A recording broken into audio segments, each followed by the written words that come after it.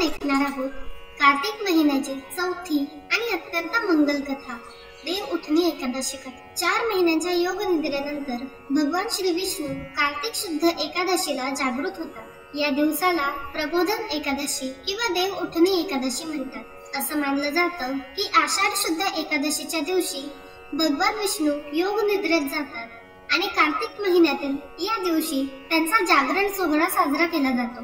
या दिवसापासून सर्व मांगलिक कार्य जसे की विवाह, गृहप्रवेश, व्रत, उत्सव पुन्हा सुरू होतात। पुराणांनुसार एकेकाळी राजा बली नावाचा असुर राजा होता। तो अत्यंत दानशील परंतु अहंकारी होता। त्याने आपल्या यज्ञांद्वारे तीनही लोकांवर अधिकार मिळवला होता। स्वर्ग, पृथ्वी आणि पाताळ देवतांना आपल्या स्थानांवरून हटवून त्याने स्वतःला सर्वश्रेष्ठ घोषित केलं। देवांनी भगवान विष्णूंकडे धाव घेतली। हे प्रभू, राजा बली अहंकाराने सृष्टीचा तोल बिघडवत आहे, त्यांना धडा शिकवा। भगवान विष्णूंनी त्यावेळी वामन अवतार घेतला। एक छोटा तेजस्वी ब्राह्मण बालक ते राजा बलीच्या यज्ञस्थळी पोहोचले आणि म्हणाले, महाराज, मला फक्त 3 पावलं जमीन द्या। राजा बली हसला, म्हणाला, फक्त 3 पावलं? माग, जे हवं ते माग, मी तुला सर्व देईन। तेव्हा वामन देवाने आपलं रूप विस्तारलं। एका पावलात संपूर्ण पृथ्वी व्यापली, दुसऱ्या पावलात आकाश व्यापलं आणि तिसऱ्या पावलासाठी जागा उरली नाही। तेव्हा राजा बली नम्रपणे म्हणाला, हे प्रभू, आपलं तिसरं पाऊल माझ्या मस्तकावर ठेवा। भगवान विष्णूंनी त्याच्या मस्तकावर पाऊल ठेवलं आणि त्याला पाताळात स्थान दिलं। पण बलीचं भक्तिमय मन पाहून विष्णू म्हणाले, बली, तू महान भक्त आहेस, मी तुझ्या दारात सदैव वास करेन।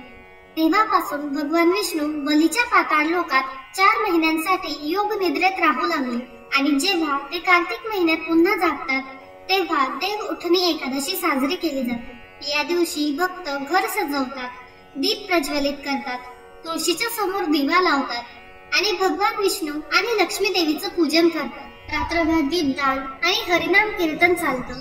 सकाळी लोक गातात, उठा देवा, जागा देवा, कार्तिकाला प्रभू जागा। असं म्हणतात की या दिवशी जर भक्त तुळशी आणि शाळीग्रामाचं पूजन करून देवाला उठवतात तर त्यांच्या सर्व पापांचा नाश होतो आणि घरात लक्ष्मीचा वास होतो। देव उठणी एकादशीचा अर्थ फक्त विधी नाही तर एक सुंदर संदेश आहे।